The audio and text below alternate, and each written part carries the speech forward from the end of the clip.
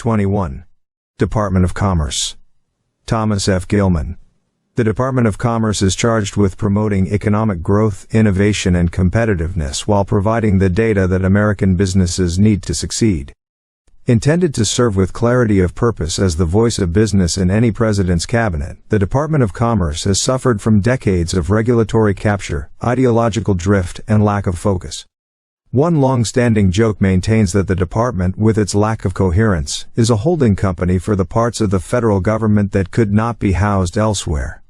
Thus, in the 1990s, calls emerged to abolish the department and either spin off, zero out, or consolidate its functions among other entities. At the same time, the department has a higher profile now than perhaps ever in its history. It possesses key tools to address decades of poor decision-making in Washington, and is central to any plan to reverse the precipitous economic decline sparked by the Biden administration and to counter communist China. Both assertions can be equally true: that the department possesses the expertise, programs, and authorities that will be crucial to the success of a conservative presidency, and that its role in the federal bureaucracy would benefit from streamlining and reform. Many programs at the Department of Commerce overlap in whole or part with other governmental programs, and consolidating and streamlining these could increase both accountability and return on taxpayer investment.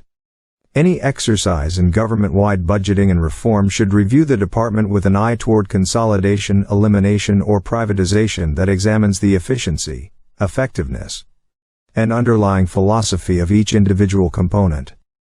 Though not an exhaustive set of proposals, the next conservative president should consider whether the International Trade Administration, ITA, and parts of the Bureau of Industry and Security, BIS, should be streamlined and moved to the Office of the U.S. Trade Representative, USTR, along with the Development Finance Corporation, the U.S. Trade and Development Agency, the Export-Import Bank, and other trade-related programs spread across the federal government, as well as considering whether many of these programs should exist within the federal government.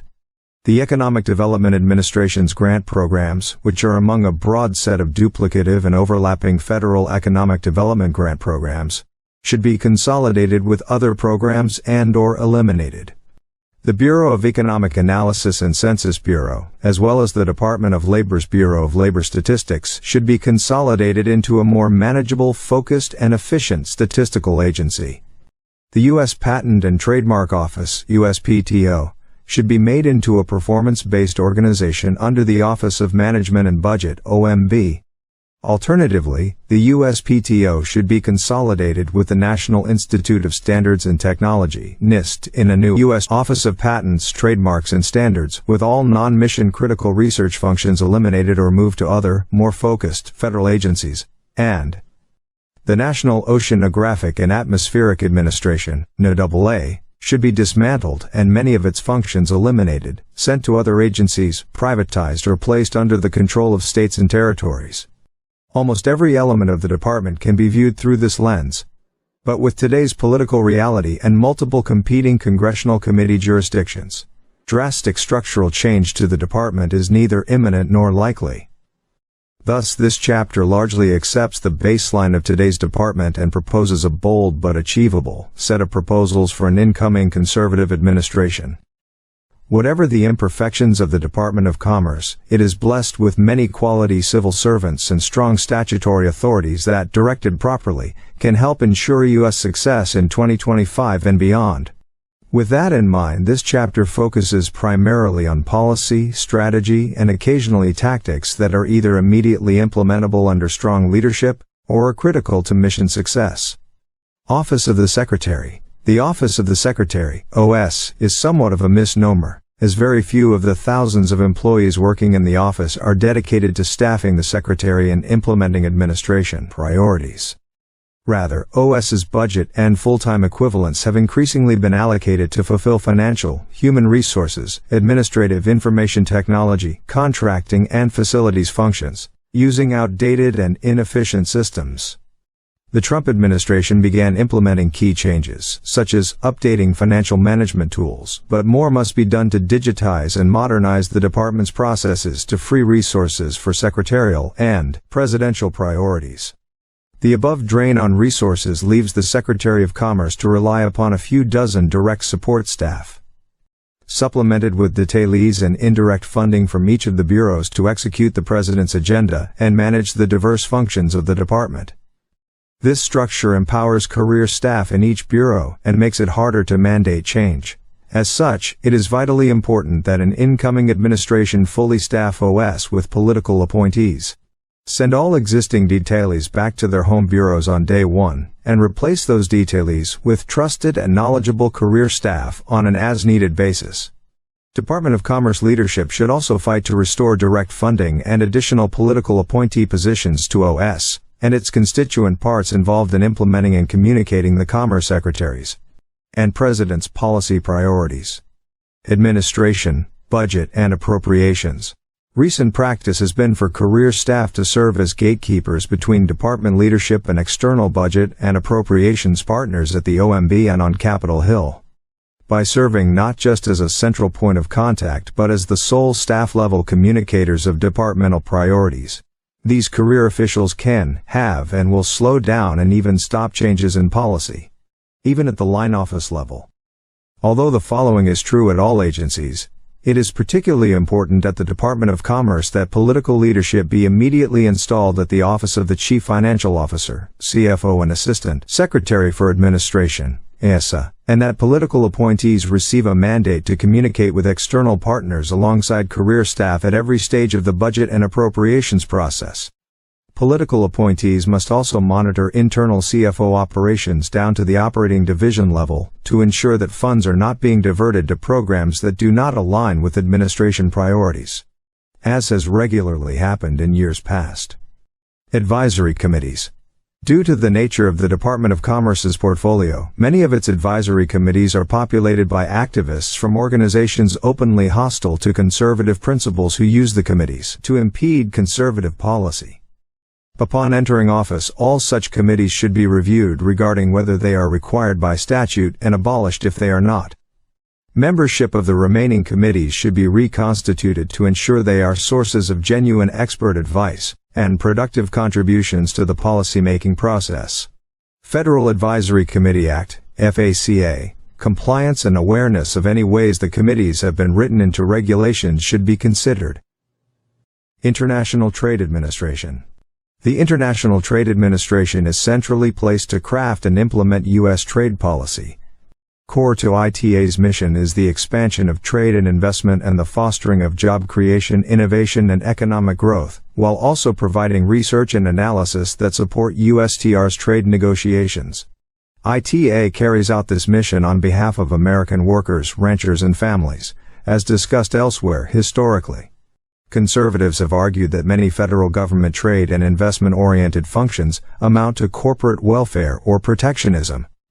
There is a growing counter-argument within the conservative movement contending that, in a world in which managed trade is the norm rather than the exception, and in which authoritarian governments, especially China, continually seek to undermine U.S. interests, the U.S. cannot unilaterally disarm. To do so would harm the cause of free trade in the long term, and, in any event, Congress is not likely to drastically change the composition or authorization of the ITA. Thus, a policy and management agenda that serves conservative priorities is crucial.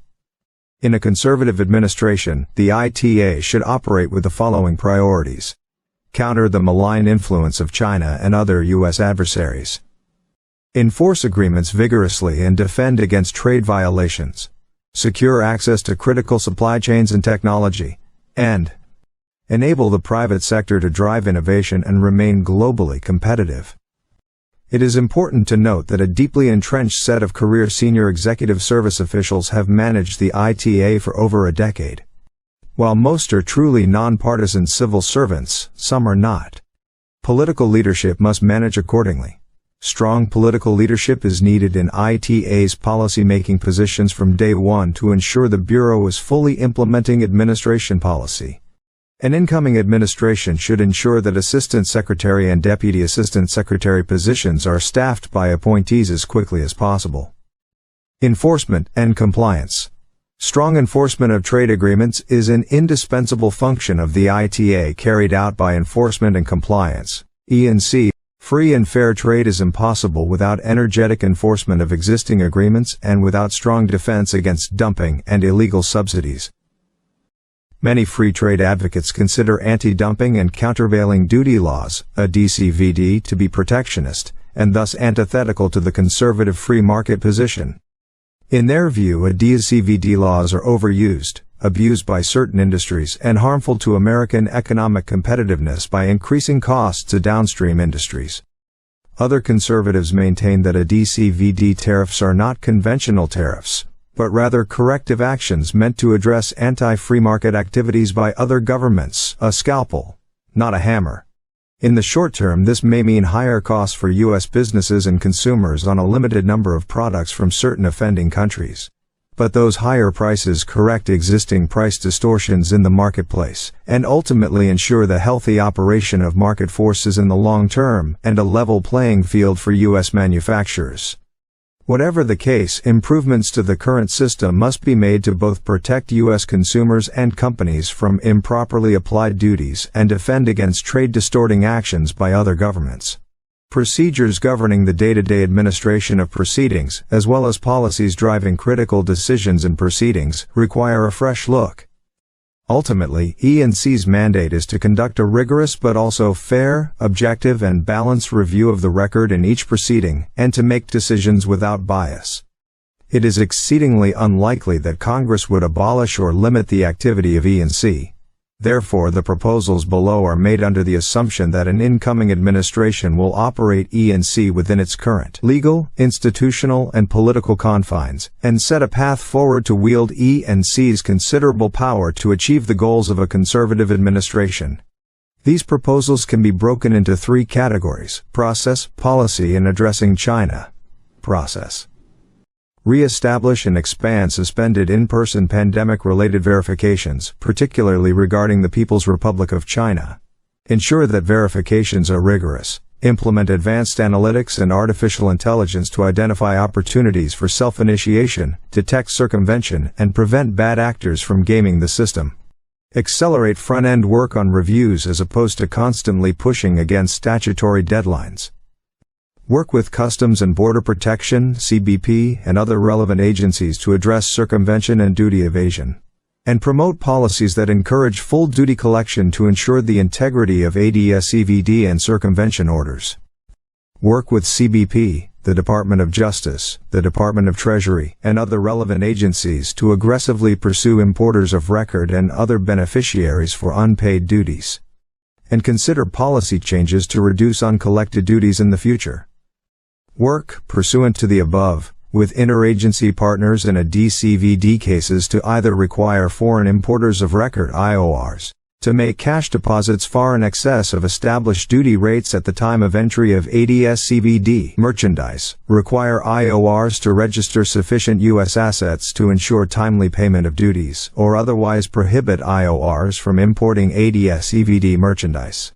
Conduct a regulatory capture audit, and put guardrails in place to address improper exercise of bureaucratic prerogative. Policy. Ensure senior policy and decision-making positions are always held by political appointees. Reverse the practice of giving the benefit of the doubt to foreign companies versus U.S. companies in AD/CVD proceedings.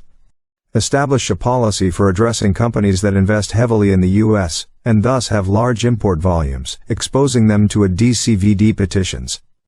Establish an effective, fair, and objective process for self-initiation of AD/CVD proceedings when industry lacks the resources or ability to act.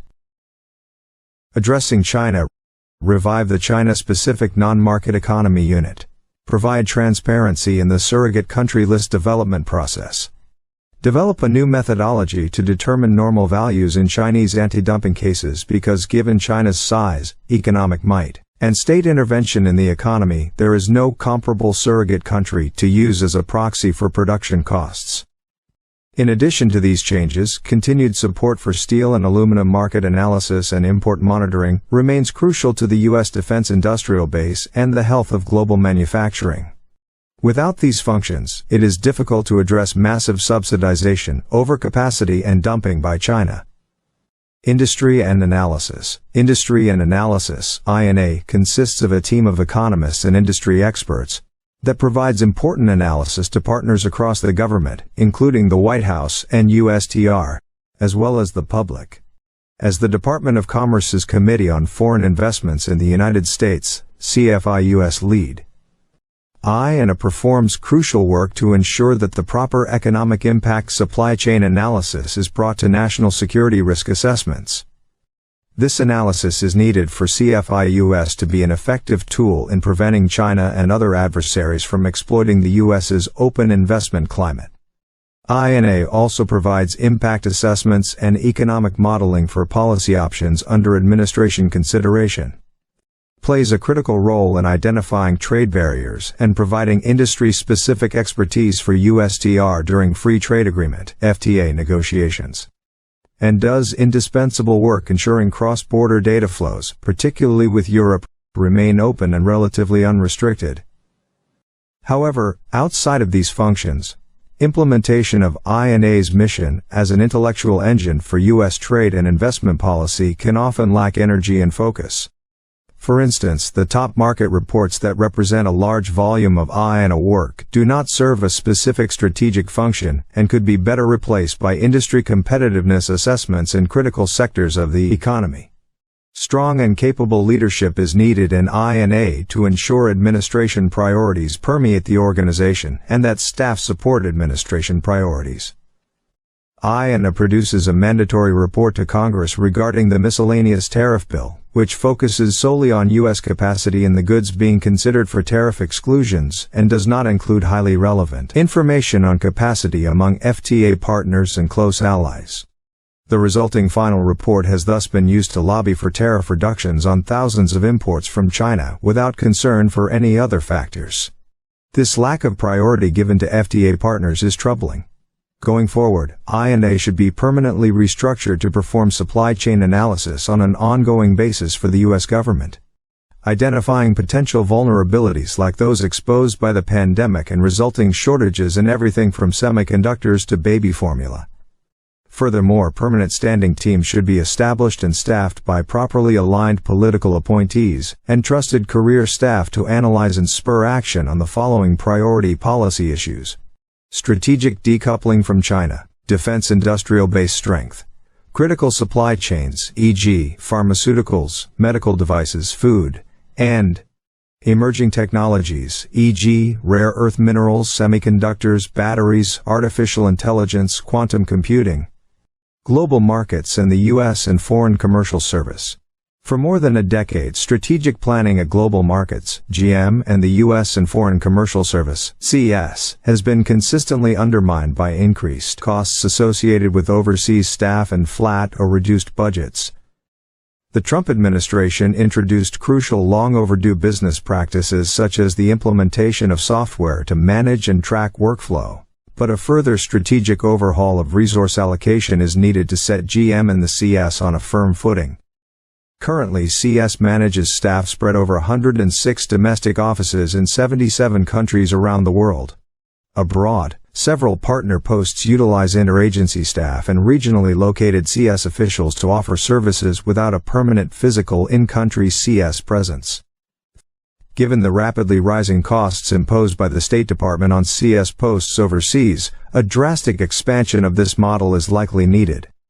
CS resources should be distributed according to the following set of priorities: value in countering the malign influence of adversaries, particularly China; value in fostering U.S. innovation; value in maintaining access to critical supply chains and technology; difficulty for U.S. companies in gaining market access without CS involvement; and potential untapped export market size and likelihood of expansion. Ultimately, difficult decisions must be made about the value of CS posts and whether individual posts can be justified given current resources and the above criteria. If the State Department deems the diplomatic value of a permanent in-country CS post to be vital to the national interest, then state should bear more of the cost of maintaining that post. Global markets should also consolidate and elevate the Advocacy Center and select USA as relatively low-cost tools to drive large-scale export transactions and foreign direct investment, FDI. Select USA is a low-cost and effective tool in attracting FDI to the U.S. and to reshore manufacturing and research and development. In a world in which corruption is rampant, these are among the most effective tools in leveling the playing field for U.S. communities and companies seeking to engage with governments and potential overseas investors. Given the value placed on senior-level engagement by many governments and companies, this consolidated Office of Trade and Investment Advocacy should be headed by a Deputy Assistant Secretary. The new office should also seek congressional authorization to utilize its FDI promotion tools to encourage reshoring by U.S. businesses. Bureau of Industry and Security. During the past 2 decades, technology transfer from America and its allies has helped accelerate adversaries' technological and weapons capabilities. This technology transfer on a massive scale has occurred because of adversaries' exploitation of the U.S.'s open economy and education system through both commercial transactions and university and government research programs. Examples include the People's Republic of China's dramatic leaps forward in semiconductor design and fabrication, battery energy storage, nuclear weapons capabilities, artificial intelligence, space and aerospace engineering, and hypersonic weapons deployment. At the same time, the U.S. has systematically failed to protect critical assets.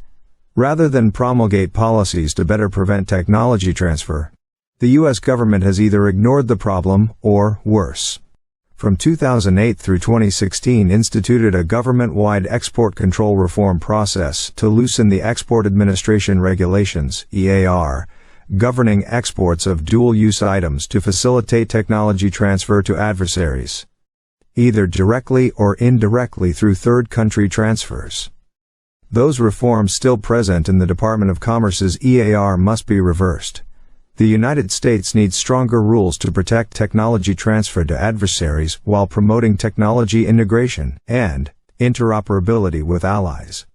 Further, U.S. export control regulations should be utilized to prevent theft of personally identifiable information, and to encourage U.S. companies to shift production out of China and further diversify their supply chains to better advance U.S. national security interests. For all the below recommendations, BIS needs to move unilaterally while it works with allies to implement complementary export control policies. Waiting to act until allies are ready to move in lockstep is not an option while America's national security is at risk. Emerging and foundational technologies. The Export Control Reform Act of 2018 (ECRA) gave BIS permanent statutory authority to regulate exports of dual-use items, goods, software, and technology.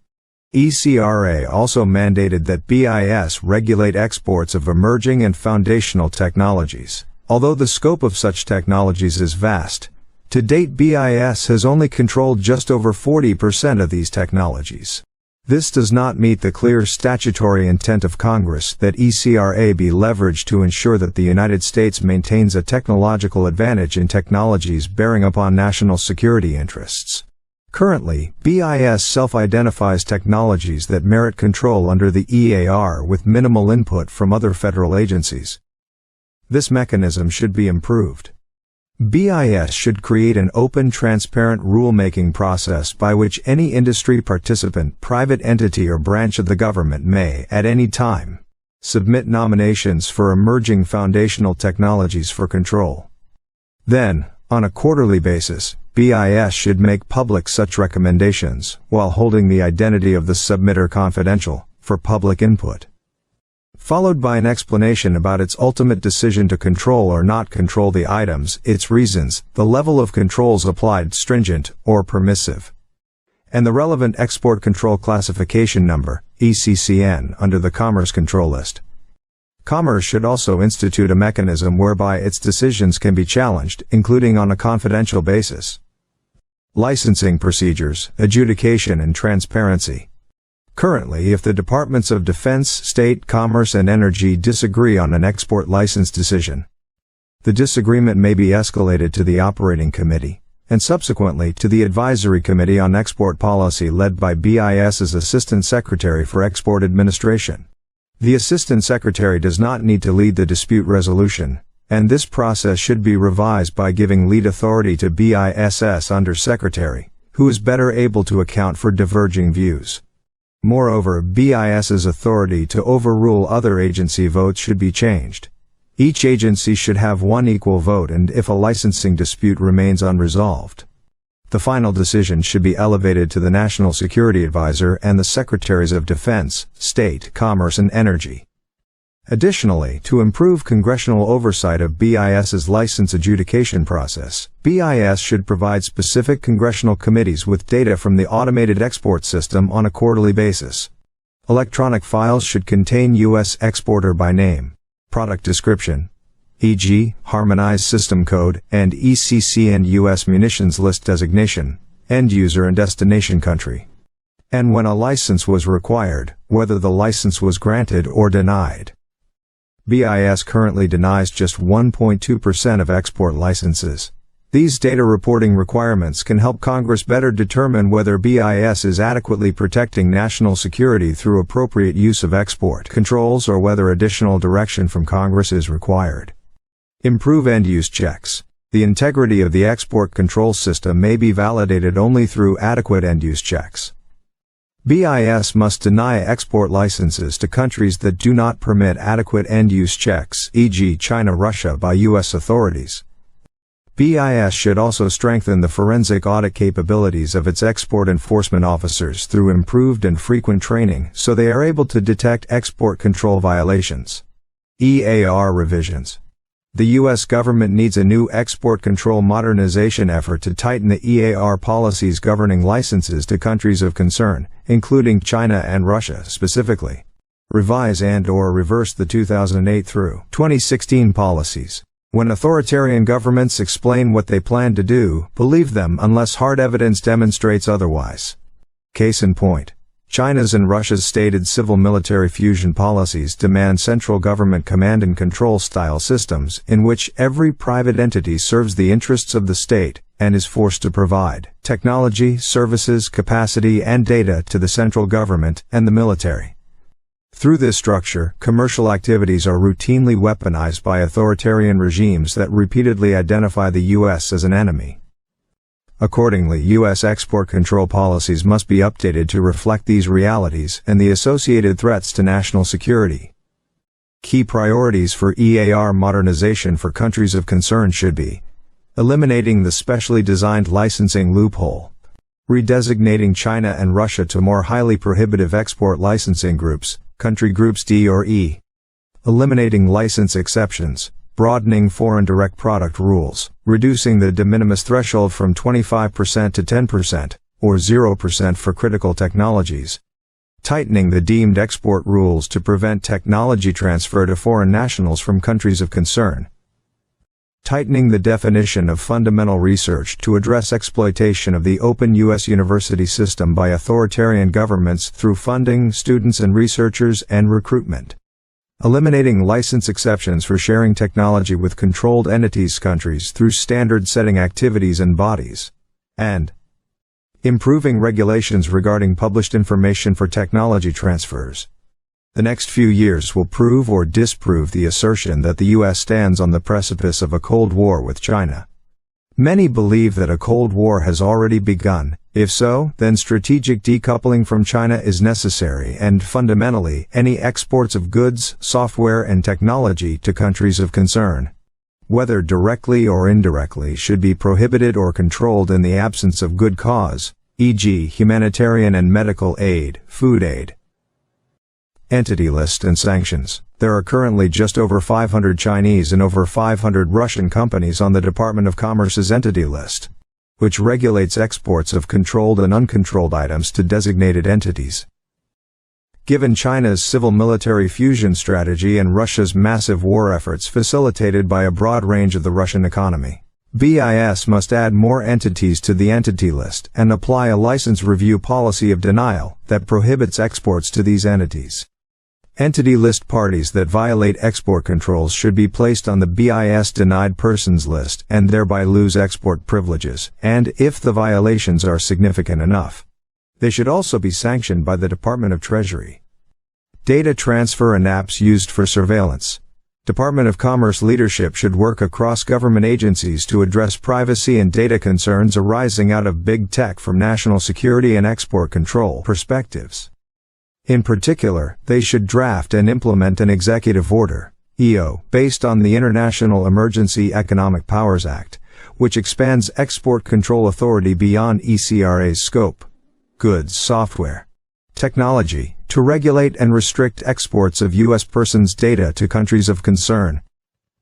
The EO should establish a framework for the types of personal data subject to export controls and licensing policy by country, and the BIS should implement the EO through regulations.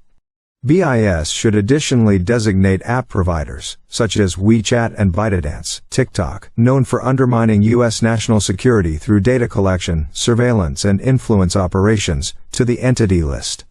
This listing would prevent app users from program updates, which would quickly make these apps non-operational in the United States. National Oceanic and Atmospheric Administration. Break up NOAA. The single biggest Department of Commerce agency outside of decennial census years is the National Oceanic and Atmospheric Administration, which houses the National Weather Service, National Marine Fisheries Service, and other components. NOAA garners $6.5 billion of the department's $12 billion annual operational budget, and accounts for more than half of the department's personnel in non-decadal census years, 2021 figures. NOAA consists of 6 main offices: the National Weather Service, NWS, the National Ocean Service, NOS, the Oceanic and Atmospheric Research, OAR, the National Environmental Satellite, Data and Information Service, NESDIS, the National Marine Fisheries Service, NMFS, and the Office of Marine and Aviation Operations and NOAA Corps. Together, these form a colossal operation that has become one of the main drivers of the climate change alarm industry and, as such, is harmful to future U.S. prosperity.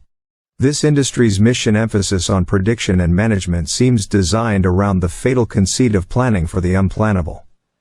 That is not to say NOAA is useless, but its current organization corrupts its useful functions. It should be broken up and downsized. NOAA today boasts that it is a provider of environmental information services, a provider of environmental stewardship services, and a leader in applied scientific research. Each of these functions could be provided commercially, likely at lower cost and higher quality. Focus the NWS on commercial operations. Each day, Americans rely on weather forecasts and warnings provided by local radio stations and colleges that are produced not by the NWS, but by private companies such as AccuWeather. Studies have found that the forecasts and warnings provided by the private companies are more reliable than those provided by the NWS. The NWS provides data the private companies use and should focus on its data gathering services. Because private companies rely on these data, the NWS should fully commercialize its forecasting operations. NOAA does not currently utilize commercial partnerships as some other agencies do. Commercialization of weather technology should be prioritized to ensure that taxpayer dollars are invested in the most cost-efficient technologies for high-quality research and weather data. Investing in different sizes of commercial partners will increase competition while ensuring that the government solutions provided by each contract is personalized to the needs of NOAA's weather programs. The NWS should be a candidate to become a performance-based organization to better enforce organizational focus on core functions such as efficient delivery of accurate, timely, and unbiased data to the public and to the private sector. Review the work of the National Hurricane Center and the National Environmental Satellite Service. The National Hurricane Center and National Environmental Satellite Service data centers provide important public safety and business functions as well as academic functions, and are used by forecasting agencies and scientists internationally. Data continuity is an important issue in climate science. Data collected by the department should be presented neutrally, without adjustments intended to support any one side in the climate debate. Transfer NOS survey functions to the U.S. Coast Guard and the U.S. Geological Survey. Survey operations have historically accounted for almost half the NOS budget. These functions could be transferred to the U.S. Coast Guard and U.S. Geological Survey to increase efficiency. NOS's expansion of the National Marine Sanctuary System should also be reviewed, as discussed below. Streamline NMFS. Overlap exists between the National Marine Fisheries Service and the U.S. Fish and Wildlife Service. Overly simplified, the NMFS handles saltwater species while the Fish and Wildlife Service focuses on freshwater. The goals of these two agencies should be streamlined. Harmonize the Magnuson-Stevens Act with the National Marine Sanctuaries Act. Under the auspices of NOS, marine sanctuaries, including no fishing zones, are being established countrywide, often conflicting with the goals of the Magnuson-Stevens Act fisheries management authorities of no-double-A fisheries, regional fishery management councils, and relevant states. Withdraw the 30x30 Executive Order and Associated America the Beautiful Initiative. The 30x30 Executive Order and the American the Beautiful Initiative are being used to advance an agenda to close vast areas of the ocean to commercial activities including fishing, while rapidly advancing offshore wind energy development to the detriment of fisheries and other existing ocean-based industries. Modify regulations implementing the Marine Mammal Protection Act and the Endangered Species Act. These acts are currently being abused at a cost to fisheries and Native American subsistence activities around the U.S. Allow a NEPA exemption for fisheries actions. All the requirements for robust analysis of the biological, economic and social impacts of proposed regulatory action in fisheries are contained with the Magnuson-Stevens Act, the Guiding Act for Fisheries. NEPA overlays these requirements with onerous, redundant, and time-consuming process requirements, which routinely cause unnecessary delays in the promulgation of timely fisheries management actions. The Department of Commerce and the Council on Environmental Quality should collaborate to reduce this redundancy. Downsize the Office of Oceanic and Atmospheric Research. OAR provides theoretical science, as opposed to the applied science of the National Hurricane Center. OAR is, however, the source of much of NOAA's climate alarmism. The preponderance of its climate change research should be disbanded. OAR is a large network of research laboratories, an undersea research center, and several joint research institutes with universities. These operations should be reviewed with an aim of consolidation and reduction of bloat. Break up the Office of Marine and Aviation Operations and reassign its assets to other agencies during this process. The Office of Marine and Aviation Operations, which provides the ships and planes used by NOAA agencies, should be broken up and its assets reassigned to the General Services Administration or to other agencies. Use small innovation prizes and competitions to encourage high-quality research. Lowering the barriers of entry for startups and small businesses will also provide greater innovation without excessive increases in spending. Reaching beyond traditional partnerships for innovative engagement tools that encourage entrepreneurial innovation will allow NOAA's research programs to adapt more quickly to the world's changing needs. Multiple competitions should take place in cities to attract a variety of innovators and investors to propel innovation forward in a way that benefits the needs of NOAA. Ensure appointees agree with administration aims. Scientific agencies like NOAA are vulnerable to obstructionism of an administration's aims if political appointees are not wholly in sync with administration policy. Particular attention must be paid to appointments in this area. Elevate the Office of Space Commerce. The Office of Space Commerce is the executive branch advocate on behalf of the U.S. commercial space industry. This office should be the vehicle for a new administration to set a robust and unified whole-of-government commercial space policy that cements U.S. leadership in one of the most crucial industries of the future. The office's current mission has been lost owing to its position within NESDIS, which sees no role for itself in advancing the industry and the space economy, including ensuring global competitiveness.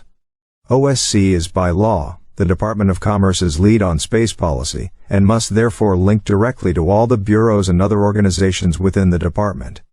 The office needs to be returned to OS, within which it existed for the first 2 decades of its existence.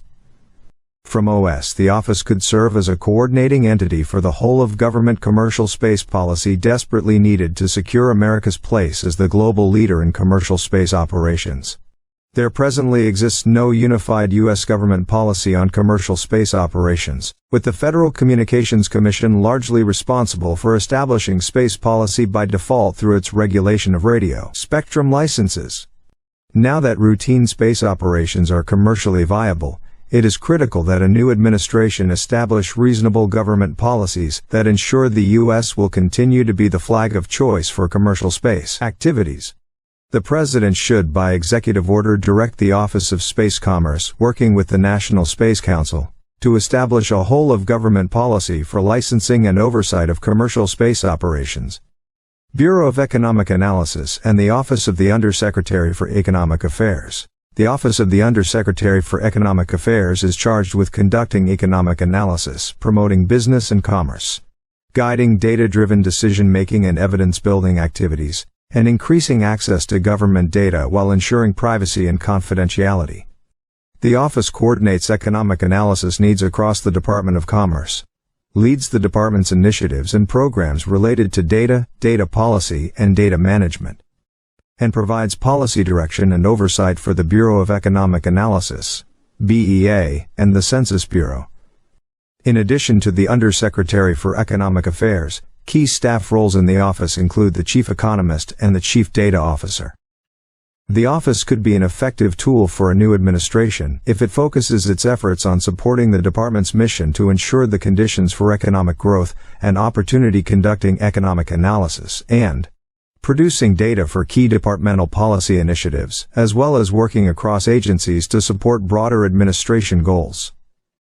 As the office charged with providing policy direction and oversight for BEA and the Census Bureau, new leadership should take an early and active role within both bureaus. BEA is a federal statistical agency under the Office of the Undersecretary for Economic Affairs. BEA's mission is to promote a better understanding of the U.S. economy by providing timely, relevant, and accurate economic accounts data in an objective manner.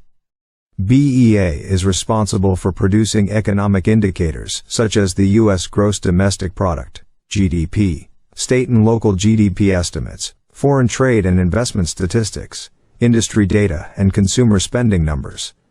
The data produced by BEA are used by government and business decision-makers to understand the state of the nation's economy. A new administration should ensure that BEA conducts its statistical analysis in a consistent and objective manner, with the Undersecretary for Economic Affairs taking a strong interest in BEA's operations and data products. A new administration should also study the feasibility of merging all statistical agencies, Census Bureau, Bureau of Economic Analysis, and the Department of Labor's Bureau of Labor Statistics, etc., under one bureau to increase efficiency and better coordinate cross-departmental issues. Census Bureau. The Census Bureau's core mission is to execute the executive branch's constitutional mandate to conduct a census every 10 years, but its activities have steadily grown and shifted to include the economic census, American Communities Survey, and further functions outside of its core mission. An incoming conservative administration should focus on three areas: day-to-day management, the decennial census, and other programs. Each of these will need to be addressed at every stage of the transition and policy implementation process, and will require that both committed political appointees and like-minded career employees are immediately put in place to execute a conservative agenda. These will need to be placed both in the Census Bureau and in key department-level managerial positions, such as those in the CFO/ASA's office. Day-to-day management. Command and control. Strong political leadership is needed to increase efficiency and align the Census Bureau's mission with conservative principles. Personnel is key to ensuring that a new administration can guide preparations for the 2030 census and oversee the continued operation of the Bureau's many surveys. To move bureaucracy on key priorities, appointed staff should be in place at the Bureau as early as feasible after a new president takes office. This will require the Office of Personnel Management to allocate additional political appointee positions to the Census Bureau. Financial management, information technology, and human resources. The new administration must immediately conduct a review to identify ways to better control costs and reverse recent failures of investments intended to upgrade the financial management, information technology, and human resources systems of the Census Bureau. Leveraging technology. The Census Bureau should focus on continuing to incorporate technology into its day-to-day operations, as well as the execution of its surveys, to reduce costs and provide more accurate and timely data to the American public. Prioritizing cybersecurity and protection of confidential information. Because much of the data collected by the Census Bureau include personal and confidential information. A focus on protecting data and implementing proper data protocols is necessary to ensure compliance with the legal requirements of Title 13. Decennial Census. Fully vet existing planning and budgeting from day one. Planning and budgets for the 2030 decennial census will be finalized in fall 2025, including many decisions on how to use, develop, and administer the count. An incoming administration should immediately audit the Life Cycle Cost Estimate (LCCE) for the 2030 census and conduct a new LCCE if necessary. This will ensure that budget requests are accurate and up to date and allow the new administration to understand the decennial process in greater detail. Remove duplicative functions to increase efficiency. As part of the above review, ensure the decennial operational plan eliminates current duplication among ongoing census operations, annual surveys, etc., and decennial operations in information technology, human resources, etc. This overlap has been estimated to waste billions of dollars in the years leading up to each decennial census. Review the Partnership Program. This program, designed to promote responsiveness to the census by employing trusted voices in various communities, deserves careful scrutiny. A new administration should work to actively engage with conservative groups and voices to promote response to the decennial census. Promoting response to the decennial census will ensure that the most accurate counts are conducted, leading to a more accurate apportionment of congressional representation and allocation of federal funds. In 2020, lack of conservative participation was one factor in an undercount in some areas of the country, affecting representation of certain states. Add a citizenship question.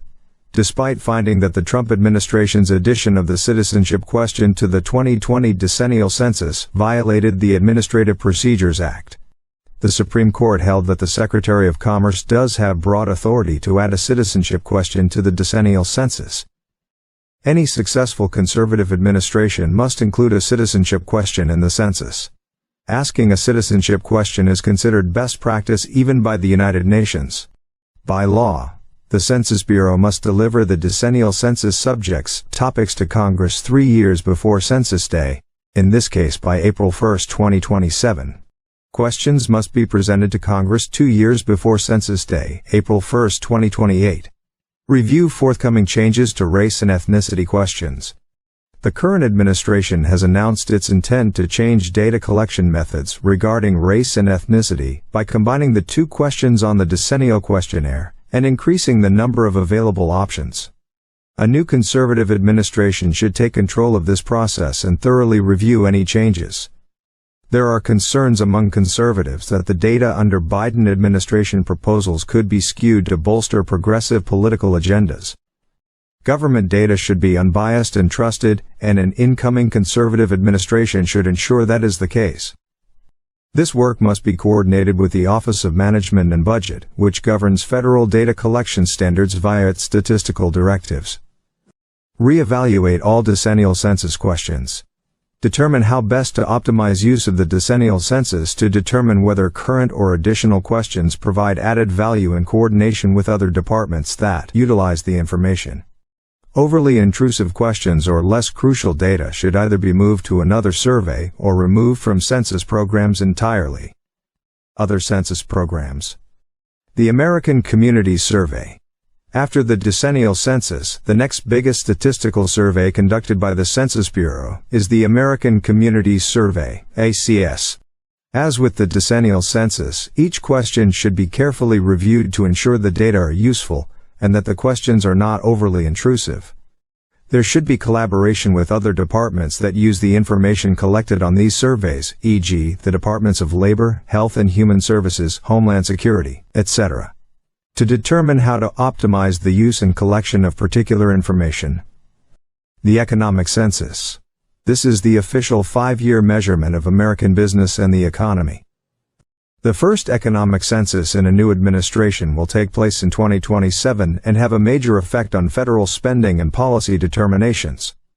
This survey collects business data that are a key input for ongoing government statistics such as BEA's GDP reports. As with the decennial census and a CS, it should be carefully examined to ensure the economic census is not overly intrusive. Additionally, the Census Bureau should work with other federal agencies to determine when data collection can be supplemented by industry and other federal business indicators. Pulse surveys. During the government's early response to the COVID-19 pandemic, the Census Bureau began experimental pulse surveys. These were designed to obtain data closer to real time than typical census surveys. These data could be a useful tool to the Department of Commerce and other partners across government, and provide a model for improving data collection techniques or reducing the overall footprint of the Census Bureau. Supplemental Poverty Measure. The Census Bureau should review the Supplemental Poverty Measure, TPM, to consider whether it provides an accurate measure for use by the Council of Economic Advisors and others. The findings from this review should also be taken into consideration when constructing the current survey and other supplemental surveys, so that the SPM can be better tracked on a trend basis and support better policy decisions over time. This information would be particularly helpful in determining how to combat homelessness in conjunction with Department of Health and Human Services programs. Abolish the National Advisory Committee and re-evaluate all other committees. The Census Bureau National Advisory Committee on Racial, Ethnic, and Other Populations, NSC, was established by the Obama administration in 2012 and rechartered by the Biden administration in 2022.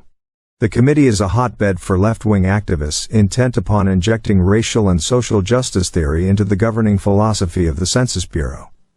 The NAC should immediately be abolished by the incoming administration. The NAC charter gives the Secretary of Commerce the authority to terminate the committee. Since the Secretary of Commerce established the NAC in 2012 under the FACA, the Secretary is authorized to terminate the NAC.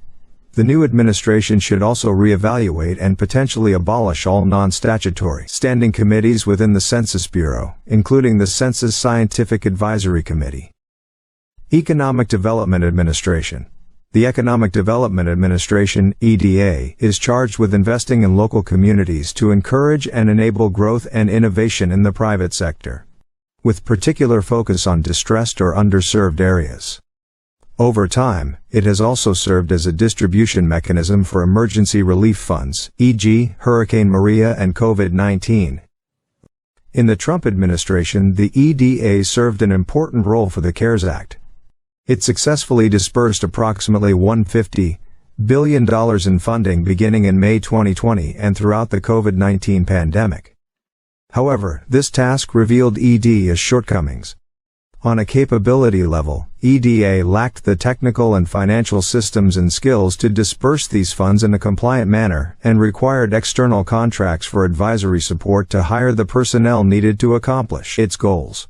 Historically, EDA was a small bureau with an annual budget for $350 million in public works grants annually. EDA's decision-making is decentralized to its 6 regional offices, which delayed the release of CARES Act funding by months.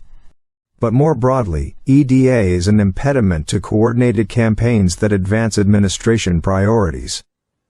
Rather than implementing the new department organization orders required to put conservative governance in place, it would be more efficient to abolish EDA and reallocate its funding to other overlapping federal grant programs. If that proves unachievable, as has historically been the case due to political considerations in Congress, EDA would benefit from consolidation of decision-making to the Assistant Secretary's office to better align funding with conservative political purposes. For example, funding initiatives in rural communities destroyed by the Biden administration's attack on domestic energy production would be well within the scope of EDA's mission. Leveraging of the direct hire authorities established in the Trump administration for special initiatives or disaster recovery funding. Leaving these programs to entrenched career employees with their ties to the regional offices will do little to advance the conservative agenda. Continuation of disaster funding with better coordinated capabilities and decision-making, in accordance with the points above, e.g., maintaining contract vehicles for staff augmentation as needed. Building on the initial success of Opportunity Zones, which incentivized over $75 billion in private sector investment in distressed communities by the end of 2020 with little upfront cost to the taxpayer. Minority Business Development Agency. The Minority Business Development Agency, MBDA, is the only federal agency solely dedicated to the growth and competitiveness of minority-owned businesses. The Minority Business Development Act of 2021 was signed into law as part of the Bipartisan Infrastructure Investment and Jobs Act. This legislation made MBDA a permanent federal agency, created a Senate-confirmed undersecretary position, and expanded programs and outreach. The Act authorizes the creation of regional offices and rural business centers, increasing the number and scope of existing grant programs supporting MBDA business centers. Mandates grants to minority-serving institutions to cultivate future generations of minority entrepreneurs, and establishes a Minority Business Advisory Council to advise the Undersecretary on supporting minority-owned businesses. MBDA was established in 1969 by President Richard Nixon under Executive Order 11458 as the Office of Minority Business Enterprise and the Advisory Council for Minority Business Enterprise. Its purpose was to strengthen and preserve minority business enterprises, MBEs, and to coordinate among MBEs and other groups such as state and local governments and trade associations. For over 50 years, the MBDA operated under executive order without clear congressional authorization, but was regularly recognized and promoted by every subsequent president, including Presidents Ronald Reagan and Donald Trump. MBDA has the appearance, on its face, of perpetuating racial bias by focusing on minority advancement rather than economic need or other criteria. This is why the Trump administration proposed eliminating funding for the agency in 2017. Many conservatives ask why the government is funding this activity, which often amounts to business and management consulting services offered by private sector entities. Eventually, the Trump administration changed course and proposed that MBDA continue to exist as a permanently authorized entity focused on policy rather than offering services. Despite this change, many conservatives understandably see MBDA as problematic on a philosophical level. Nonetheless, Congress has spoken recently on this issue and is unlikely to change its position in the near term. In 2017, MBEs represented one-third of all U.S.-owned businesses, with almost 9 million employees, generating $1.7 trillion for the U.S. economy. As such, a conservative administration is best served by approaching MBDA as a tool to be leveraged in the fight to deliver economic opportunity to all Americans and to produce an economy centered on equal opportunity, free markets, innovation, and growth. Conservative leadership at MBDA should focus the organization on conducting policy analysis on the benefit of free markets, the evils of socialism and communism, and the destructive effect of taxes and regulations on minority businesses. Ensuring MBDA business centers operate efficiently with strict oversight of funding, clear metrics for success, and consequences for poor performance. Creating policy-level operational priorities geared toward private sector action over government action with public-private partnerships serving as a necessary middle ground. Establishing MBDA as a data and research clearinghouse for minority business enterprises and policymakers. Coordinating amongst cabinet agencies, state and local government, and trade associations to best leverage resources and encourage growth and innovation. And evaluating the harmful effects of unfair trade practices on minority-owned businesses and their employees. U.S. Patent and Trademark Office. The U.S. Patent and Trademark Office carries out a core constitutional mandate from Section 8, Article 1. The Congress shall have power to promote the progress of science and useful arts by securing for limited times to authors and inventors the exclusive right to their respective writings and discoveries.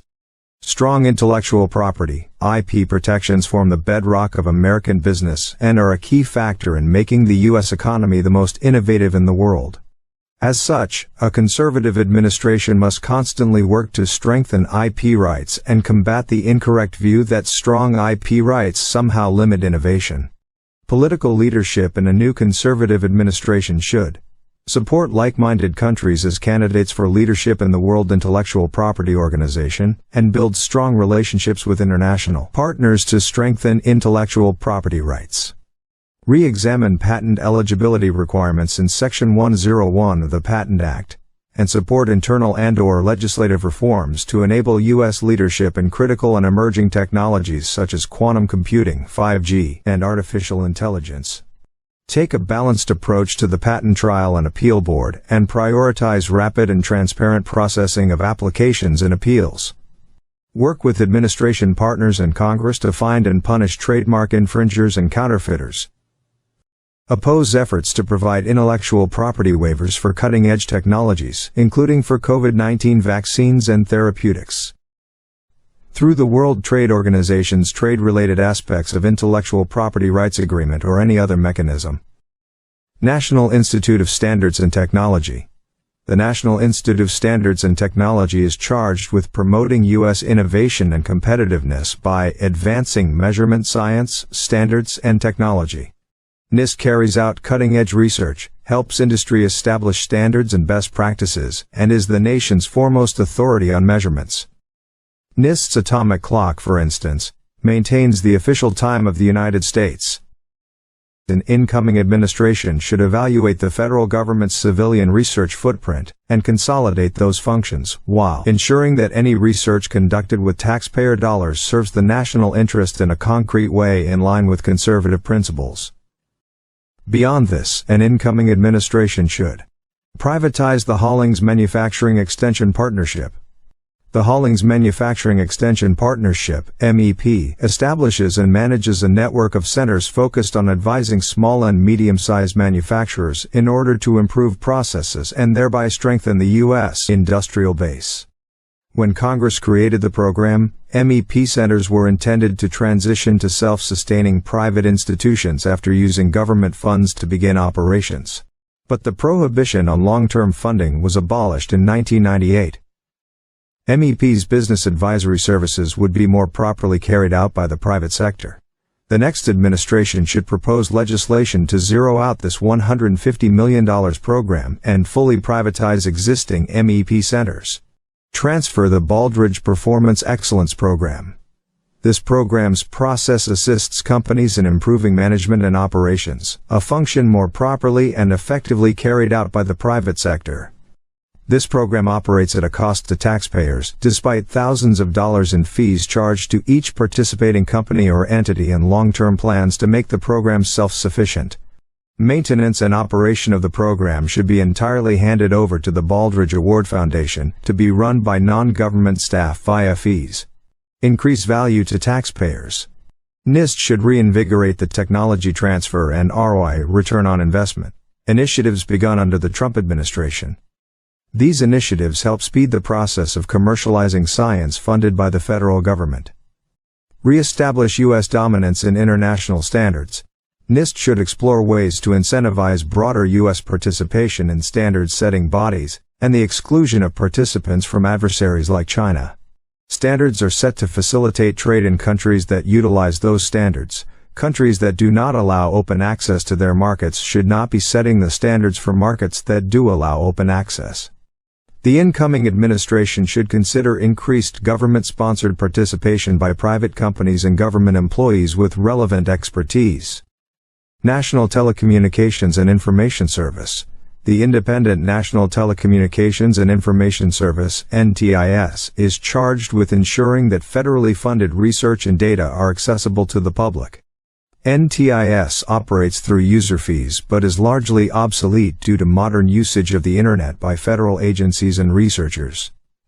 NTIS's functions should be moved to NIST and consolidated with the tech transfer and ROI initiatives.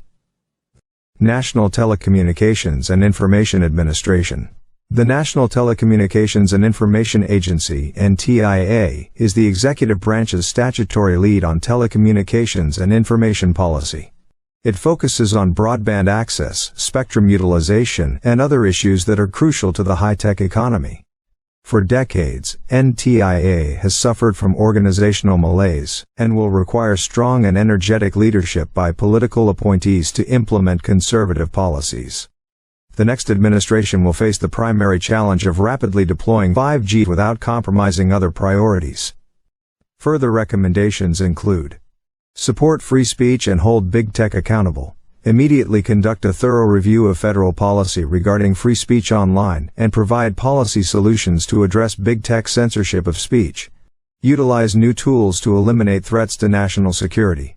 Fully implement the Trump administration's Information and Communications Technology and Services (ICTS) executive order authorities in a way that ensures long-term success and the legal viability of this new national security tool. Expand utilization of federal spectrum. Begin short-term, temporary leasing of government-allocated spectrum to ensure optimum utilization while preserving federal agency use rights. Support the commercial space industry. Advocate for licensing decisions at the Federal Communications Commission that continue to enable U.S. dominance in the commercial space industry. Defend U.S. interests in international bodies. Strong representation at the International Telecommunication Union should protect the interests of both private and government users of spectrum. The U.S. has differing needs from many other countries, for instance, because of U.S. government satellites and commercial space industry. NTIA should work with the U.S. delegation to ensure maximum adoption of the U.S. position. Set fresh priorities in broadband grant programs. Re-evaluate broadband grant programs and, when possible, establish administration priorities in how each grant is structured. First and foremost, widespread deployment of infrastructure is needed for 5G adoption in rural and exurban areas, which will be a key factor in future economic competitiveness for these underserved communities. Review FirstNet. Evaluate the performance and long-term value proposition of FirstNet in view of modern technologies that will render it obsolete. Conclusion. The above policies, strategies, and tactics will set a new administration on firm footing that allows the Department of Commerce to assist the President in implementing a bold agenda that delivers economic prosperity and strong national security to the American people.